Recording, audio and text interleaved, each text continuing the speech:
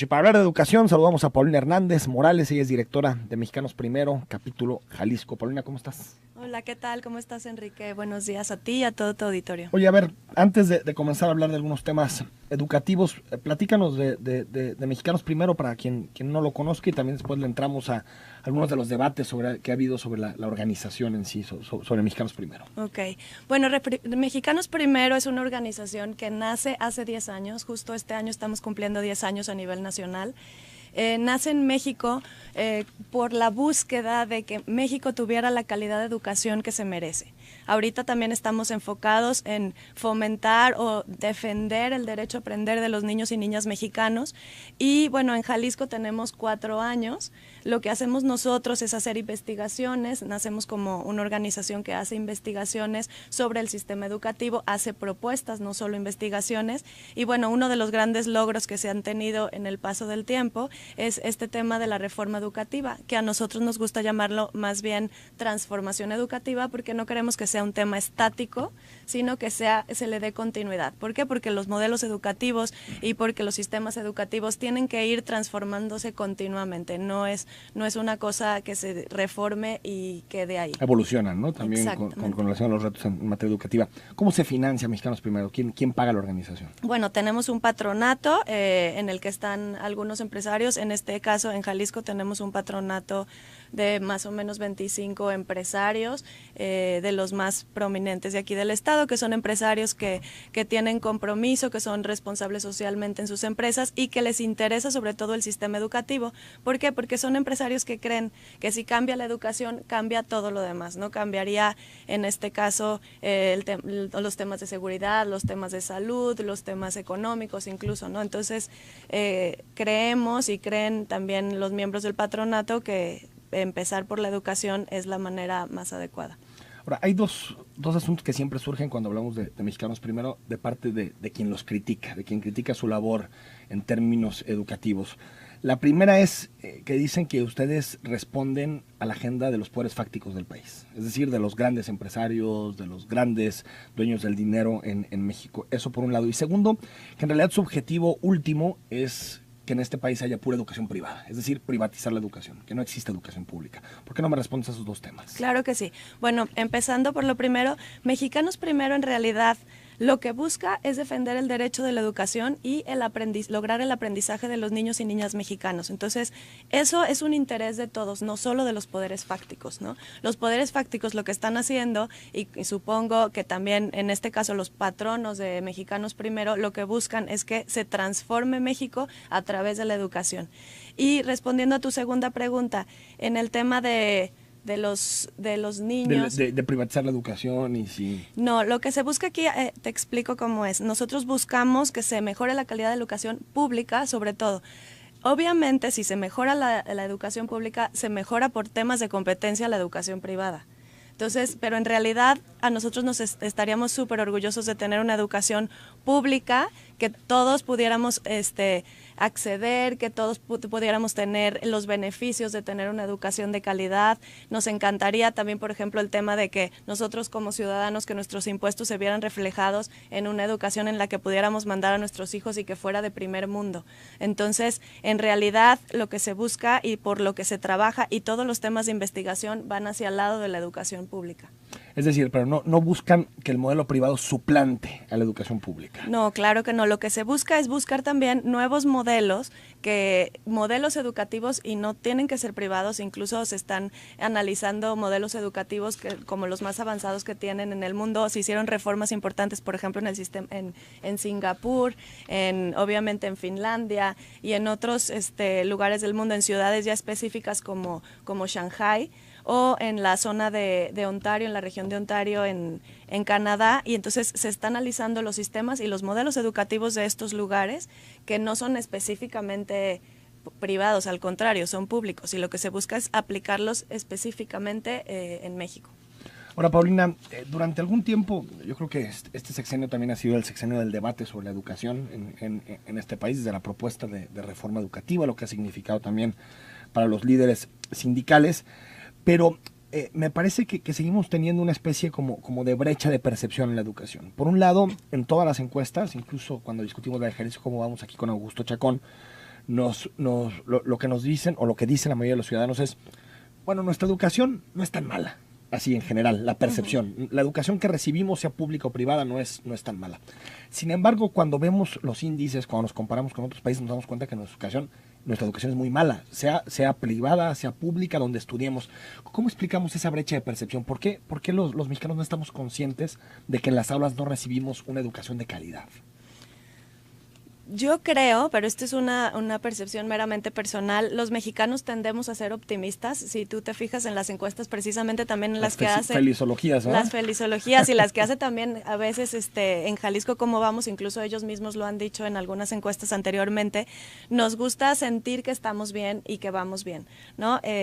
Eso es como parte de la cultura intrínseca del mexicano, pero bueno, como tú bien dices, en las encuestas, en los exámenes, en las evaluaciones, sobre todo en las evaluaciones a nivel nacional y a nivel internacional, nos damos cuenta, por ejemplo, en la OCDE, que somos pues de los últimos. La cola, ¿no? Estamos al último, está injusto, ¿no? Compararnos con la OCDE porque ahí están los países más ricos del mundo, ¿no? Pero casi en cualquier otro, incluso cuando nos comparamos con América Latina, estamos atrás. No, y además pues hay que aspirar a eso, ¿no? O sea, no podemos decir, oye, somos mexicanos y no nos vamos a comparar con Finlandia. A mí me encantaría estar en el nivel de Finlandia, y nosotros como institución, como mexicanos primero, nos gusta ir hacia el top, ¿no? Sí, no digo eso, digo que nos comparamos con países que tienen un Producto Interno Bruto per cápita 5, 6, 7 veces arriba del nuestro, por eso, ¿no? Que de pronto la comparación es injusta. Las comparaciones mejor hechas son con países que más o menos comparten el mismo nivel socioeconómico, ¿no? Ahora, en ese mismo sentido, la reforma educativa. Hablamos a inicios del sexenio como la reforma estructural de este país. Hubo muchos problemas políticos en torno a la reforma. Creo que en general se han ido apaciguando de poquito, particularmente en 3 o 4 estados de nuestro país. ¿Cómo calificas la implementación de la reforma y si consideras, Paulina, que esta reforma dará resultados en cuánto tiempo más o menos? Que veremos resultados en los años de educación, en la calidad en las aulas. Mira, hay estudios que manifiestan que los resultados y los beneficios o los frutos de esta reforma educativa se van a dar en más o menos dos periodos de educación básica, digámoslo así, 2 primarias, más o menos 12 años, ¿no? 12 años. Entonces, para que nosotros notemos los resultados de esta reforma, van a ser a partir de 12 años. La reforma se hizo en febrero de 2013, el nuevo modelo educativo apenas se va a empezar a implementar el próximo año, entonces vamos a partir de ahí a ver beneficios notorios en lo que es la reforma educativa. Es un poco para explicar al auditorio, la reforma educativa pues es una reforma que se hizo a nivel nacional, del artículo 13 de la Constitución. Se hicieron innovaciones importantes, ¿no? Como el INEE, ¿no?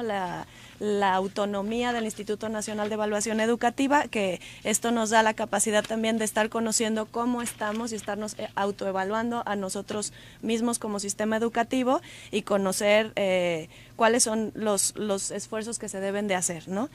También te puedo platicar un poco el trabajo que se hizo aquí en Jalisco, sí, porque la reforma se hizo a nivel nacional, pero también se armonizó con las leyes estatales, ¿no? Entonces, más o menos en el mismo año se empezó a trabajar sobre la armonización a nivel estatal, se hicieron foros, se hicieron consultas. Mexicanos Primero Jalisco participó activamente en lo que fue la armonización de la reforma a nivel estatal, y bueno, fuimos uno de los estados que tuvieron excelencia en la armonización. ¿Qué quiere decir esto? Que nos apegamos casi a la perfección a la ley federal, y esto nos da también un privilegio para los niños que son jaliscienses, que van a tener una ley y unos fundamentos para defender el sistema educativo de una mejor manera. Ahora, uno de los elementos que sobresalen prácticamente todos los estudios sobre educación, y tú lo sabes, Paulina, es en Jalisco en particular, es la desigualdad que existe en nuestro estado. Es decir, sí, la reforma en general se ha implementado adecuadamente, aquí no lo ha dicho el secretario, pero sí sigue habiendo muchos espacios, muchos municipios, muchas regiones de nuestro estado con niveles de educación paupérrimos, ¿no?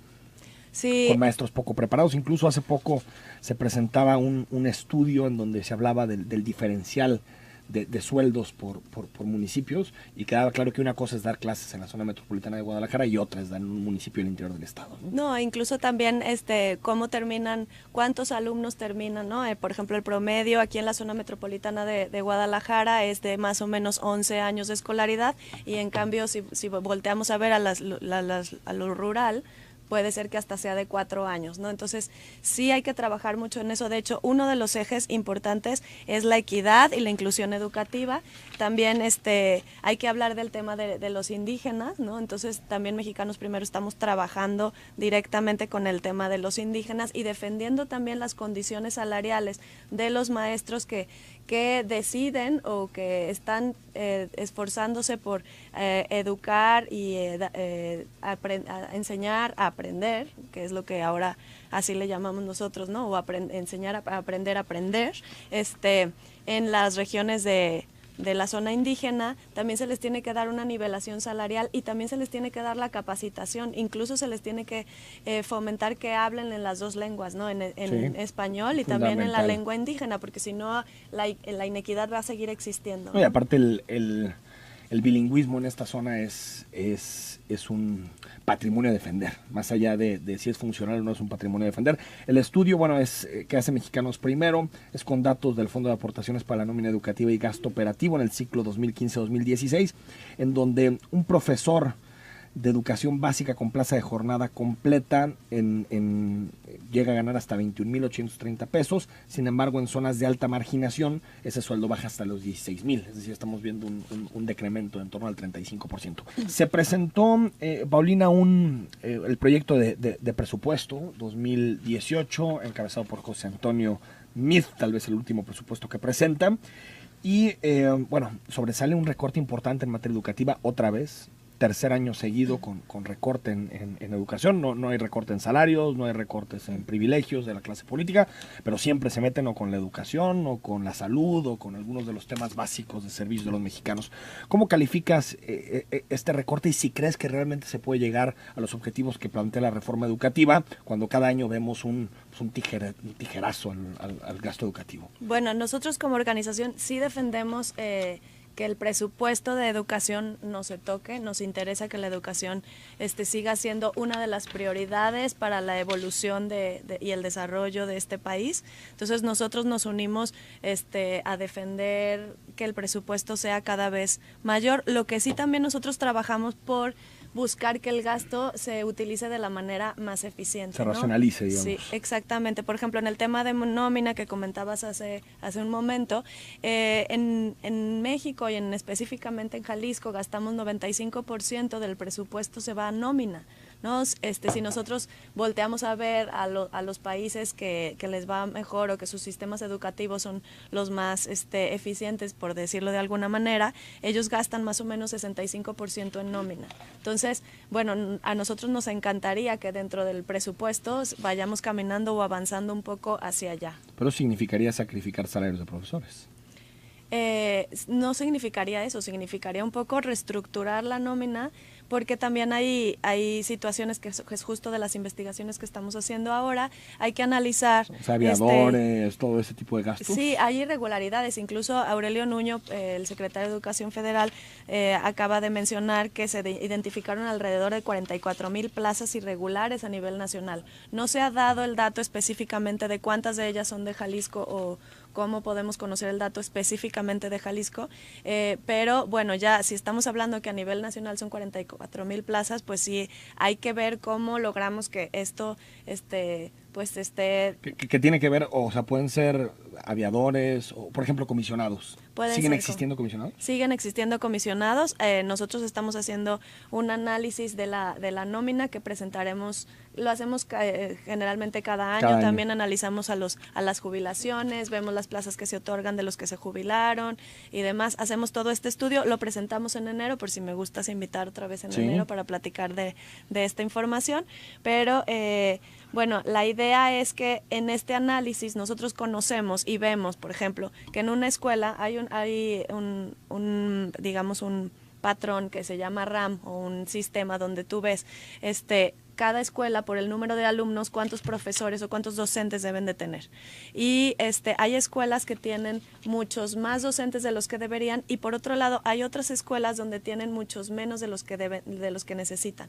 Entonces nosotros estamos haciendo este análisis de nómina y a lo mejor reacomodando y haciendo una reingeniería del recurso humano y del personal docente, pues quedaríamos muy bien y podríamos ir acercándonos un poco al deber ser, ¿no?, en una nómina educativa.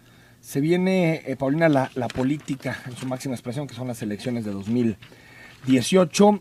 Creo que más o menos identifico que el Frente, este Frente Ciudadano, PAN, PRD, Movimiento Ciudadano, está en general a favor de la reforma educativa. Me parece en general, habrá algunos matices, pero me parece que en general están a favor. El PRI también, incluso el secretario de Educación puede ser candidato. Morena no ha sido tan claro, Andrés Manuel López Obrador, que dijo, si gano, consultaríamos con la ciudadanía si seguimos o no con la reforma educativa. ¿Temes que ante la coyuntura electoral pueda haber un impacto nocivo dentro de la implementación de la reforma?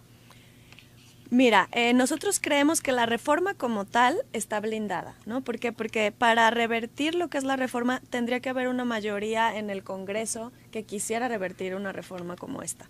Y también además estas leyes, cuando se reforma un artículo constitucional, luego se tiene que votar también en los congresos estatales. Entonces tendrían que tener, digamos, las versiones que no les gusta la reforma educativa, tendrían que tener mayoría tanto en el Congreso Nacional como en los congresos locales. En los congresos locales se ha aprobado en 22 estados de la República, de los 32, entonces tendría que hacerse y revertirse en ambos, ¿no? En el Congreso Federal y en el Congreso local. Entonces, por esto nosotros creemos que la reforma está blindada, no creemos que se vaya a echar para atrás. Claro que sí podría existir la posibilidad de inyectarle a lo mejor menos presupuesto y eso afectaría negativamente a lo que es la transformación educativa, sí. Pero bueno, estamos varias organizaciones civiles que estamos trabajando por esto y nosotros daríamos a conocer cuáles son los alcances y cuáles serían las afectaciones en el caso de que algo así sucediera. Porque con una tercera parte del Congreso, con un número de firmas, podrías convocar una consulta. Y si en la consulta le preguntan a los mexicanos, ¿estás o no a favor de la reforma educativa que impulsó Peña Nieto? Pues no sé, puede ser que la rechacen. Y me parecería muy raro que el Congreso no pusiera atención a eso. Es decir, más allá de lo blindado, si hay una consulta, puede ser que los mexicanos digan no a la reforma. Sí, por eso nosotros como asociación civil estamos dando a conocer todos los beneficios de esta reforma y así como nosotros hay otras instituciones a nivel nacional y también en los estados de la República defendiendo todo lo que tiene que ver con el derecho a aprender de los niños, ¿no? Y esta reforma no es que sea a donde queremos llegar, sino te digo que nosotros trabajamos por una transformación educativa que sea continua. Entonces nosotros vamos a seguir presentando como asociación civil cuáles son los alcances y también cuáles son las cosas que tenemos que hacer como asociaciones civiles, como ciudadanos. Estamos enfocados también en la participación ciudadana en la escuela, ¿no? Que eso es una cosa importante. La escuela de los padres, de las comunidades, ¿no? Exacto, las escuelas no son del gobierno, son de todos nosotros, hay que hacerlas nuestras y todos nosotros nos referimos a los que estén en escuelas privadas, a los que estén en escuelas públicas, a los ciudadanos que vivan alrededor de una escuela,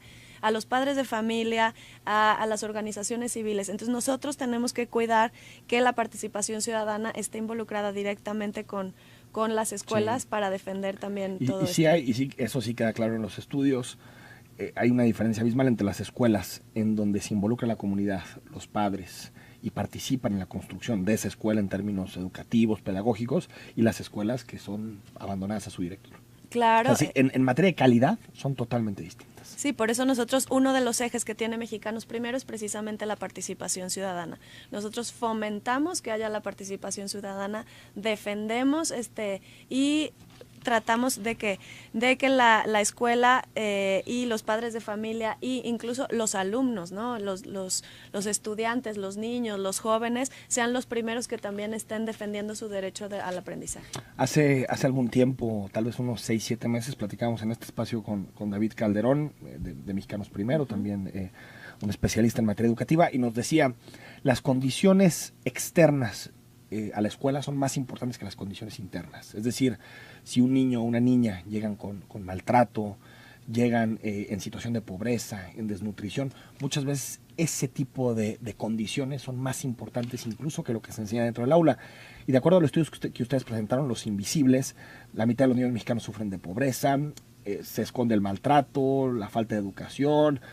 Por ejemplo, en un una quinta parte de los niños no está registrado, 40% en Chiapas tienen ese problema, hay rezago de desnutrición, es decir, estamos hablando de problemáticas muy profundas que muchas veces están por encima incluso una reforma, ¿no? O sea, una reforma puede con esto, con estas condiciones. No, por eso nosotros, una de las cuestiones, y precisamente David Calderón, que es ahorita nuestro presidente ejecutivo, nos comenta y nos señala que es muy importante no hablar solo de la reforma educativa, sino hablar de la transformación educativa, porque en una transformación educativa no solo se implica la ley, sino se implica todos los personajes que están tratando directamente con lo que es la escuela, ¿no?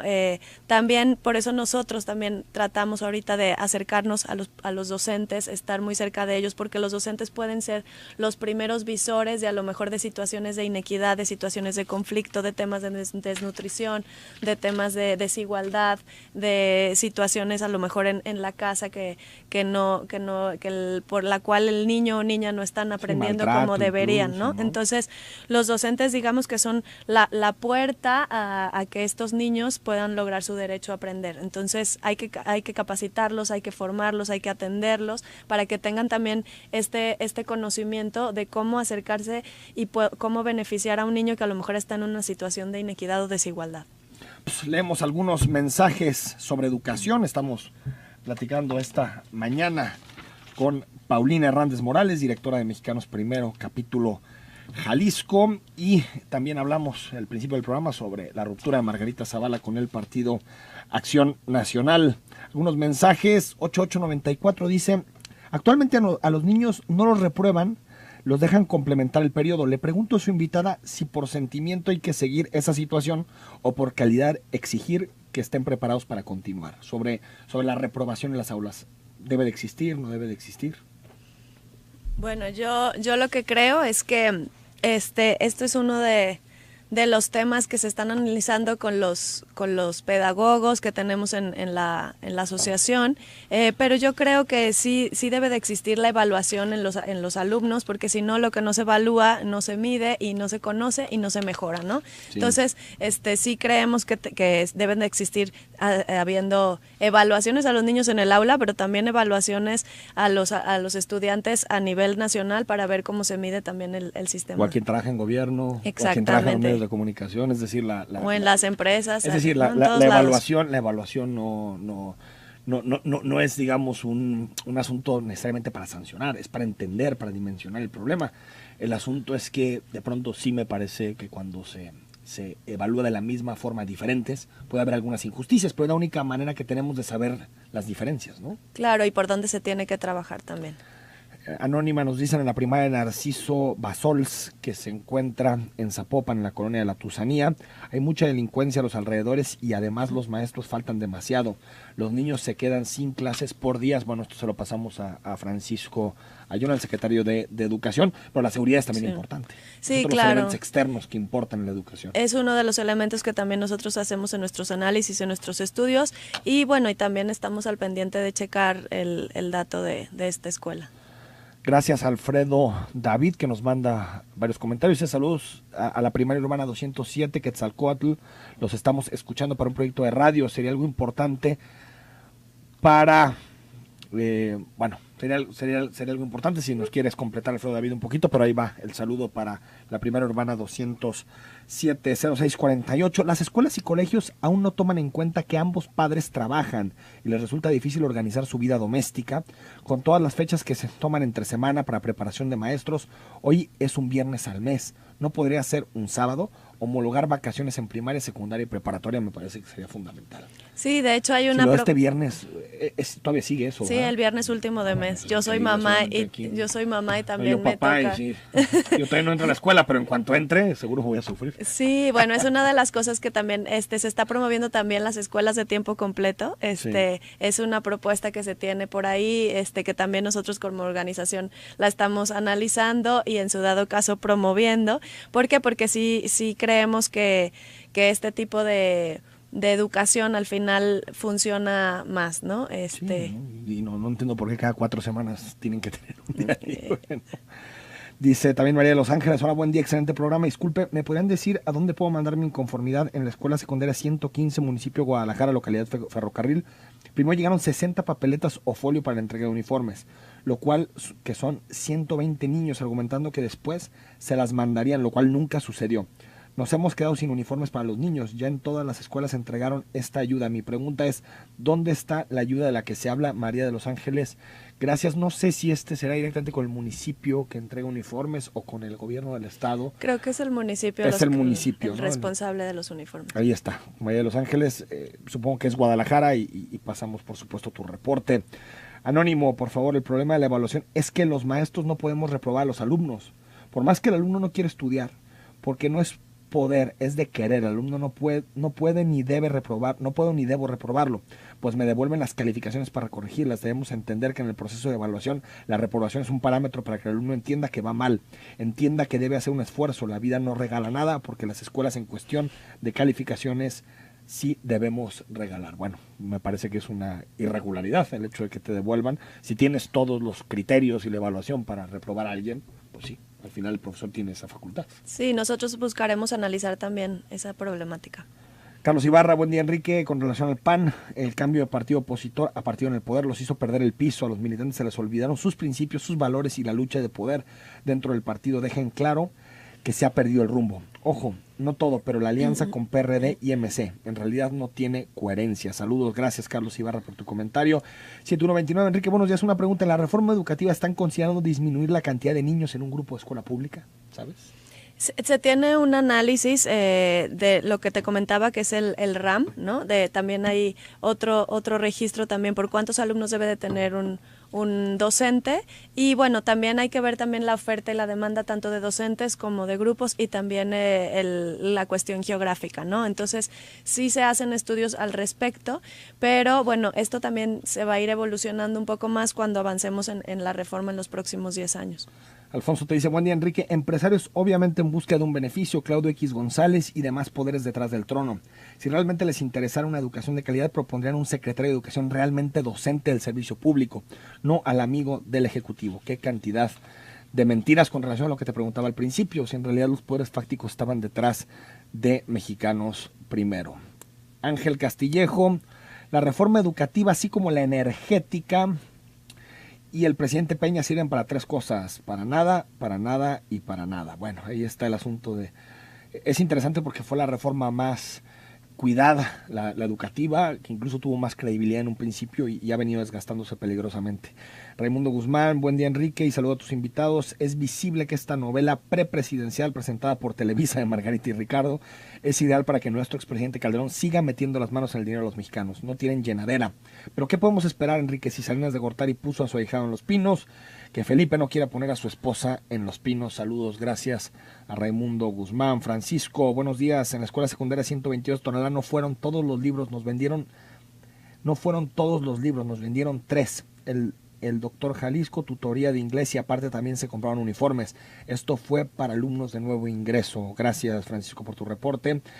11:15, más que privatizar la educación pública, las escuelas públicas se deben dejar a los pobres. Actualmente gente pudiente quita muchos lugares a gente humilde. Bueno, eso es un debate interesante que en próximas ocasiones seguro que lo abordaremos. 1404, les pediría de favor de Kumamoto el tel o celular o el domicilio. Queremos mi esposa y yo apoyarlo con nuestra firma. Soy Salomón. Ahorita nos comunicamos con su gente de comunicación para pasarle algún dato. 7125, saludos y felicidades por tu programa, mi estimado Enrique. Carlos Andrade, en realidad Anaya ya no tiene el respaldo de la militancia, solo las cúpulas y su ambición ahora tristemente pastoreadas y maiciadas desde el CEN. En los estados es la misma réplica, ejemplo triste y sombrío en Jalisco. Bueno, está muy largo, pero te mando un saludo, Carlos, gracias por comunicarnos. Paulina, gracias por haber estado aquí con nosotros. Muchas gracias, Enrique. En otra ocasión. Claro que sí, ya estamos a las órdenes. Si buscan informarse un poquito más, Mexicanos Primero JAL, @ en el Twitter, por favor. Gracias, Paulina.